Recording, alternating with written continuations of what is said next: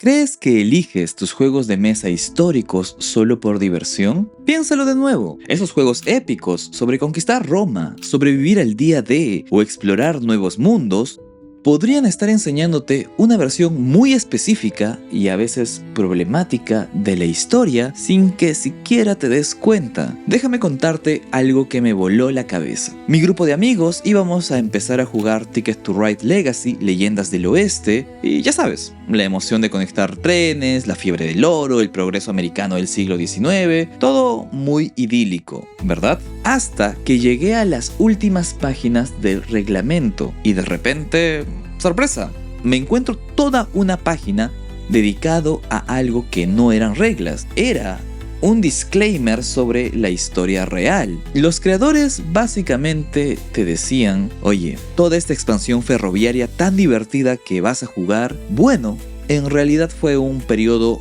brutal, lleno hasta el tope de irregularidades y abusos laborales atroces, racismo sistémico rampante y sí, no nos andemos con rodeos, genocidio contra las poblaciones nativas. Hicimos nuestro mejor esfuerzo por capturar toda esa complejidad y crudeza en nuestro juego, pero no pudimos, así que te invitamos a estudiar más sobre el tema y cómo fue la historia real. Esto me dejó pensando. Una página entera admitiendo la diferencia entre la versión lúdica y la cruda realidad histórica. Fue como ver de repente una grieta en la fachada de nuestro hobby. Dando vueltas a esta idea, a esta pregunta sobre cómo los juegos de mesa tratan la historia, me encontré con este paper. What History Are We Playing Today? An Analysis Over 50 Years of Historical Board Games, de Javier Rubio Campillo. Este estudio es precisamente la herramienta que vamos a usar hoy para entender qué patrones dominan el mundo de los juegos de mesa históricos. Este estudio analizó una cifra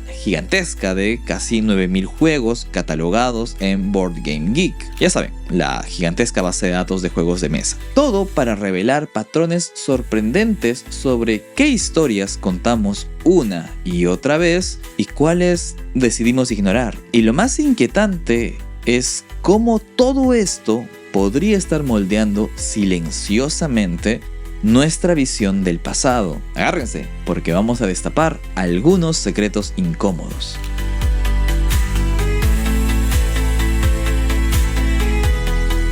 Primero, dimensionemos el campo de batalla. ¿Qué tan importante es la historia en el universo de juegos de mesa? Pues, respuesta corta, long story short, es gigante. El estudio lo deja clarísimo. Durante 50 años, la historia ha sido a menudo más popular que la fantasía o la ciencia ficción. Más que aventuras épicas, más que aliens en una nave. Y atención a esto. Ha habido una explosión de títulos históricos en las últimas 2 décadas. ¿Casualidad? Bueno, no, la verdad no. Coincide justo con la revolución Eurogame, el Catán y compañía. Parece que este estilo de juego estratégico de gestión de recursos, pues encontró en la historia, o en cierta historia, la coartada temática perfecta. Bueno, bien, la historia vende, pero ¿qué historia es la que compramos y jugamos? ¿Acaso todas las épocas tienen el mismo peso? Pues ni de lejos. Los investigadores usaron una métrica llamada Índice de Relevancia Temporal, TRI, y los resultados son interesantes. Hay un sesgo brutal hacia la historia reciente. Un verdadero imán hacia el siglo XX. La antigüedad, la Edad Media, pues quedan empequeñecidas. Y dentro de esa fijación por la historia reciente, ¿qué es aquello que brilla? Pues las grandes guerras. La Segunda Guerra Púnica, la Revolución Americana, Napoleón y, por supuesto, la Primera y Segunda Guerra Mundial. Son como si fueran agujeros negros que succionan la atención de los desarrolladores de juegos de mesa. ¿Te suena familiar esa estantería llena de conflictos bélicos del siglo XX? Ok, con los juegos de mesa viajamos en el tiempo, sobre todo el siglo XX, pero ¿a dónde vamos geográficamente? Bueno, los investigadores usaron una métrica similar, el Índice de Relevancia Espacial, o SRRI, y el mapa que emerge, es dolorosamente predecible. Es un mapa abrumadoramente eurocéntrico. Las zonas más recurrentes son, sorpresa, las vinculadas a esos conflictos europeos fetiche. Francia, Reino Unido, Europa Central. Incluso cuando viajamos a la antigüedad, son Roma y Atenas los que acaparan los focos.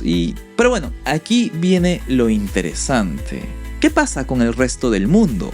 África, gran parte de Asia, Sudamérica.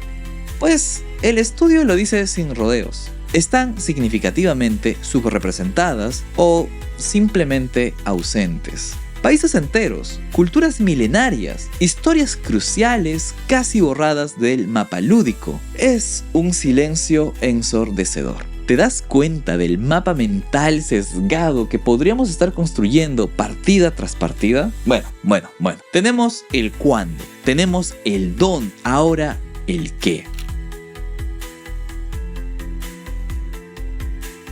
¿De qué tratan realmente estos juegos? Pues los investigadores usaron una cosa llamada modelado de temas, LDA, que long story short es una IA que leyó miles de descripciones, leyó miles de metadatos. Y hay una palabra que lo domina casi todo. Guerra. Guerra medieval, guerra antigua, pólvora, navíos, frentes de guerra. La guerra lo impregna todo, incluso lo que se considera gran estrategia, pues casi siempre es guerra militar. Parece que nuestra principal forma de interactuar lúdicamente con la historia es a través del conflicto, a través de la guerra. Pero espera, si ya tenemos el qué, el cuándo y el dónde, ¿qué crees que falta en esta obsesión bélica? Pues las consecuencias. El estudio señala la inquietante ausencia de términos como sufrimiento, refugiados, destrucción masiva, crímenes de guerra. Es la guerra como espectáculo, una versión convenientemente limpia y sanitizada, despojada de todo su costo humano real.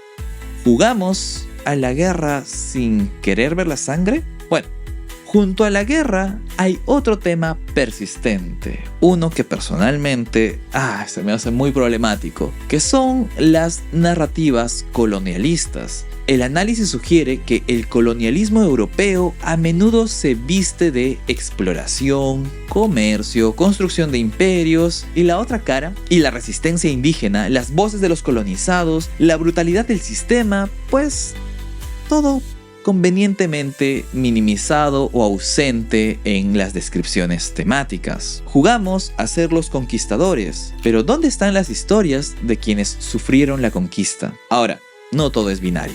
Hay matices, evidentemente. Usando otra herramienta, se vio que los juegos sobre épocas más antiguas, como la época antigua, la época medieval, incluso hasta el siglo XVIII, muestran más diversidad temática. Política, religión, exploración. Parece como si hubieran temas más diferenciados y no siempre sumidos a la guerra. Pero bueno, llegamos al siglo XIX, al siglo XX y ¡bam! Los temas se superponen. Todo se vuelve guerra.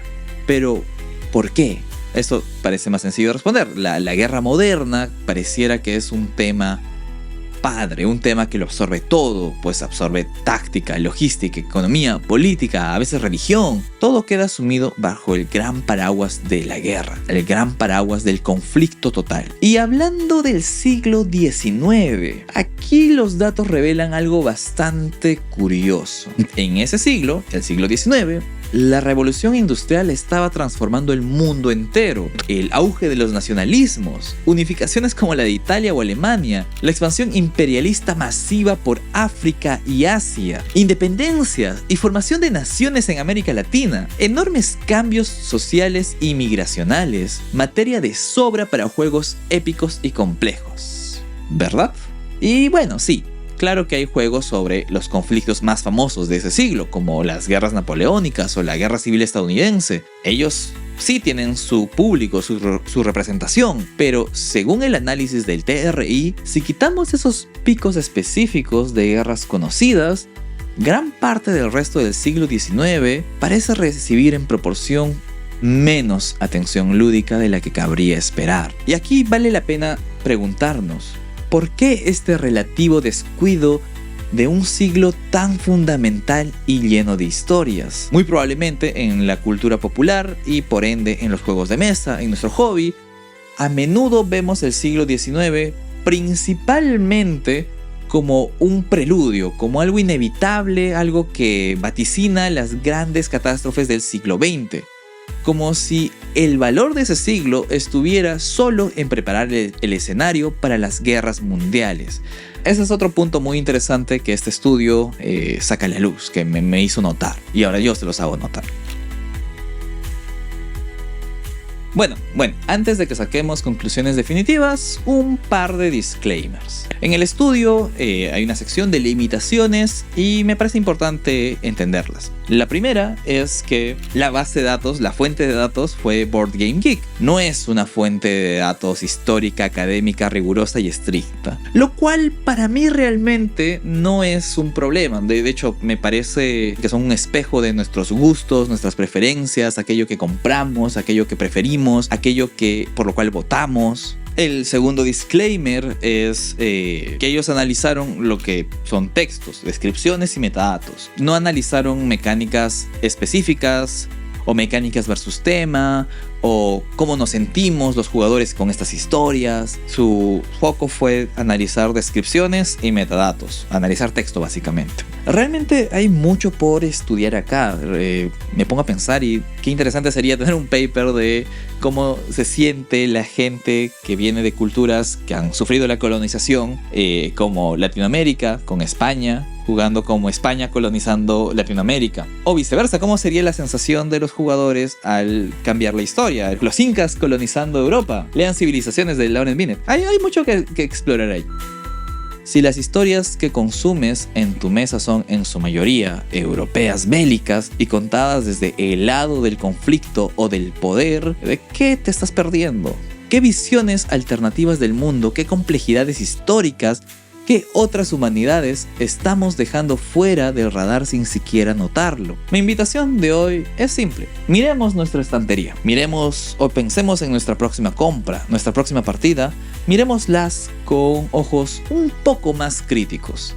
No se trata de dejar de jugar, ni de dejar de comprar juegos, ni dejar de divertirnos con estas historias. Se trata de ser un poco más conscientes de las historias que elegimos consumir y de las perspectivas que nos ofrece. Y quizás, solo quizás te animes a buscar activamente esos otros juegos que se atreven a romper esos moldes y tal vez ver otras facetas de la historia humana. Dime, ¿reconoces estos patrones en tu experiencia con los juegos de mesa históricos? ¿Tienes recomendaciones de juegos que crees que desafían estos patrones o que proponen perspectivas nuevas? Déjame tu opinión aquí abajo en los comentarios. En serio, creo que este es un debate que necesitamos tener. Me da mucha curiosidad saber qué opinan sobre este tema. Y si este video te ha hecho pensar, si te ha picado la curiosidad o simplemente te ha parecido interesante, te agradecería un me gusta. Y nos vemos en la próxima partida o en la próxima autopsia histórica.